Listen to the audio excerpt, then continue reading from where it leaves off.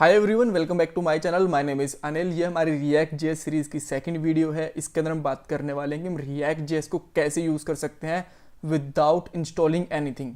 कुछ भी इंस्टॉल करने की ज़रूरत नहीं है अगर आप सीख रहे हो तो। यस, अगर आप प्रोजेक्ट बना रहे हो तो आपको नोड भी चाहिए, एनपीएम भी चाहिए, क्रिएट रिएक्ट ऐप भी चाहिए, सब चाहिए। बट अगर आप सीख रहे हो तो कोई बात नहीं, आप कुछ भी इंस्टॉल ना करो तो भी चलेगा। अब मैं ऐसा क्यों करवा रहा हूँ, क्यों मैं एनपीएम इस वीडियो के अंदर नहीं बता रहा, आने वाली वीडियो में बताऊंगा आपको एनपीएम कैसे इंस्टॉल करते हैं, कैसे यूज़ कर सकते हैं। नोड के बारे में बताऊंगा, कैसे इंस्टॉल होगी, कैसे यूज़ करेंगे, सारी चीज़ें, राइट।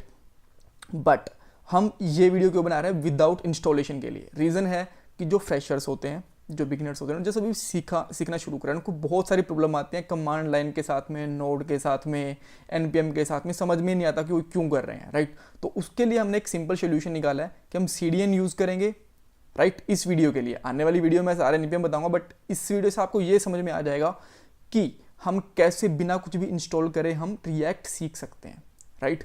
सो स्टार्ट करते हैं। सबसे पहले वीडियो के पॉइंट्स, हम एक HTML पेज बनाएंगे, उसके अंदर मैं 3 CDN लिंक डालूंगा, ये वाले जैसे कि हम jQuery में यूज़ करते हैं ना, वैसे CDN लिंक, राइट। इनको बेसिकली कंटेंट डिलीवरी नेटवर्क कहते हैं, अगर शॉर्ट फॉर्म ना पता हो तो, आपको फुल फॉर्म ना पता हो तो CDN की। उसके बाद में थोड़ा सा HTML लिखेंगे, थोड़ा सा रिएक्ट का कोड लिखेंगे, उसको रन करेंगे और हमारा एग्जाम्पल कंप्लीट हो जाएगा।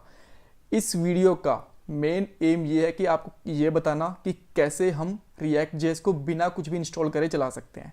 इस वीडियो में मैं आपको एक कंपोनेंट भी बना के दिखाऊंगा। अगर आपको ये भी नहीं पता कि कंपोनेंट क्या होता है, क्यों बनाते हैं, तो कोई बात नहीं, आने वाली वीडियो में आपको पता चलेगा। बट पहले ये तो सीख लो कि इसको हम रन कैसे कर सकते हैं, राइट। सो इसमें हमारा बेसिक पर्पस यही रहेगा। थोड़ा बहुत कोड करूंगा, उसको चाहो तो इग्नोर भी कर सकते हो। सो लास्ट में आपसे इस वीडियो के लास्ट में एक इंटरव्यू क्वेश्चन पूछूंगा।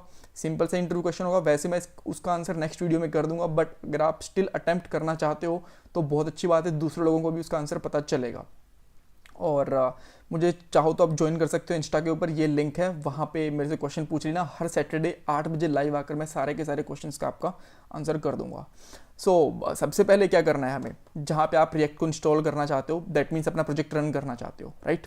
सो वहाँ पे जाओ, ये वाला है मेरा, और चाहे तो आप कमांड लाइन के थ्रू या फिर जैसे भी इस फोल्डर में जाओ और इसको ओपन कर लो कोड एडिटर के अंदर। अगर आपके पास विजुअल स्टूडियो कोड है, राइट, मैं विजुअल स्टूडियो कोड यूज़ करता हूँ, ये बहुत अच्छा एडिटर होता है रिएक्ट के लिए, तो इसको आप यूज़ कर सकते हो कोड डॉट। अगर आपके पास सबलाइन वगैरह है तो ये कोड डॉट कमांड काम नहीं करेगी, राइट। सो यहाँ पे एक हम नई फाइल बनाता हूँ मैं, इस फाइल का नाम रखता हूँ मैं index.html, राइट।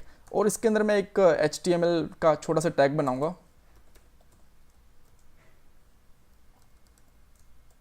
राइट। और बेसिकली इसके अंदर मैं अब क्या लिखूंगा, हेड और बॉडी। यहाँ पे हमने हेड बना दिया, कि हमने बना दी बॉडी, राइट। सो सबसे पहला काम क्या करना है आपको, जो मैं 3 लिंक दे रहा हूँ ना, ये वाले डिस्क्रिप्शन बॉक्स में भी दिए हुए हैं, इनको उठा के यहाँ पे रख देना। पूरे कोड का लिंक भी मैं डिस्क्रिप्शन बॉक्स में दे दूंगा। ये सारा कोड मैं गिटहब रिपोजिटरी के ऊपर डाल दूंगा, राइट। और राइट, सो ये हमारा रेडी हो गया। अब हमें क्या करना है, एक छोटा सा HTML का पार्ट लिखते हैं। लेट से मैं यहाँ पे एक डिव बनाता हूँ, राइट। सो डिव बनाया, इसको मैं एक ID दे देता हूँ, राइट। ध्यान रखना आप क्लास मत दे देना, इसको ID ही देना, क्योंकि यूजुअली हम क्लास देने के एडिक्टेड होते हैं, तो क्लास दे देते हैं माई डिव। कुछ भी दे दो नाम, कोई फर्क नहीं पड़ता। और मैं यहाँ पे लिखता हूँ सिंपली हेलो रिएक्ट, राइट। सो अभी देखो, इसको रन करते हैं। हम रन कैसे करेंगे, यहाँ पे आना है, इस फाइल के ऊपर जस्ट इसको ओपन विद क्रोम कर देना है, और ये हो गई ओपन। आपको यहाँ पे लिखा मिल गया।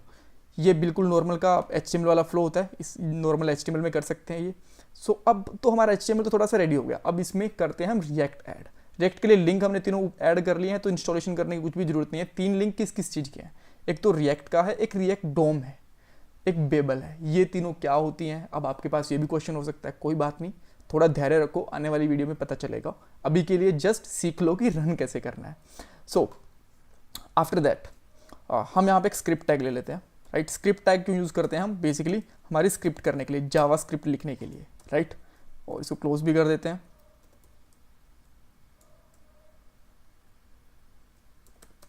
राइट।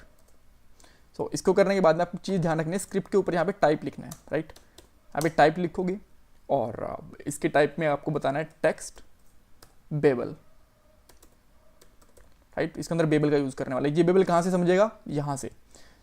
उसके बाद में जैसे हमने इतना कर दिया, उसके बाद में आपको क्या करना है, रिएक्ट का कोड बेसिकली स्टार्ट कर सकते हो। कैसे, सबसे पहले आपको क्लास लेनी है एक, राइट। क्लास में आप एक क्लास का नाम ले लो, लेट्स सो मैंने ले लिया हेलो, ले सकते हैं, कोई प्रॉब्लम नहीं है। एक्सटेंड्स, एक्सटेंड किसकी क्लास, रिएक्ट की। कौन सी क्लास, कंपोनेंट, क्योंकि हम कंपोनेंट बेसिकली बना रहे हैं, राइट। आफ्टर दैट यहां पे लिख लो रेंडर,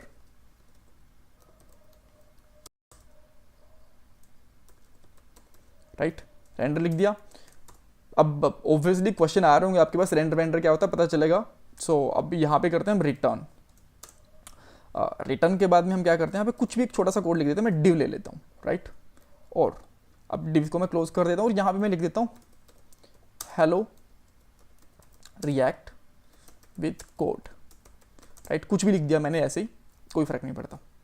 अब ये हमने रिएक्ट लिख ली, ये हमने हमारा HTML का डिव ले लिया। इन दोनों कनेक्ट कैसे कर सकते हैं, कनेक्ट करने के लिए यूज में आता है हमारा रिएक्ट डोम, राइट। सो आपको यहाँ पे सिंपली लिखना है रिएक्ट डोम डॉट रेंडर, राइट। ये आपने डन लिख दिया। इसके दो पैरामीटर होते हैं, एक फंक्शन होते हैं, दो पैरामीटर होते हैं। पहला पैरामीटर आपका ये वाली क्लास जाएगी, राइट। तो आप इसको इस तरीके से यूज करो जैसे हम HTML एक एलिमेंट का टैग यूज करते हैं, राइट, कोमा। दूसरे के अंदर आपको लिखना है document dot gate element by ID, और यहाँ पे अपने डिव का नाम लिख दो जो आपने यहाँ पे ID दी थी। मैं आप लिख देता हूँ माई डिव, राइट। कोई प्रॉब्लम नहीं है, बहुत सिंपल है। अब हम आते हैं यहाँ पे, रन करते हैं, राइट। और देखो इसने हमारा जो HTML वाला कोड था उसको रिप्लेस कर दिया, हटा दिया। तो हम इसको हटा सकते हैं, इसकी जरूरत भी नहीं है, राइट। एक चीज़ आपको हमेशा ध्यान रखनी है, जब भी आप कभी रिएक्ट के साथ, एंगुलर के साथ कोड कर रहे हो तो ये कंसोल ओपन करके रखो, कोई भी एरर होगा आपको यहाँ पे दिखेगा, राइट। सो हमने बेसिक सी चीज़ बना ली, बट थोड़ा सा और आगे चल के देखते हैं। हम एक और कंपोनेंट बनाते हैं, राइट। इसमें कंपोनेंट तो क्या होते हैं आपको डिटेल में बताऊंगा ही, बट अभी के लिए बस वैसे एक बना के देख लो। लेट्स से मैंने एक फंक्शन बना लिया, फंक्शन, इसका नाम मैंने रख दिया टेस्ट, राइट। और मैं यहाँ पे क्या करता हूँ, रिटर्न कर देता हूँ। रिटर्न में क्या कर दूंगा, बटन,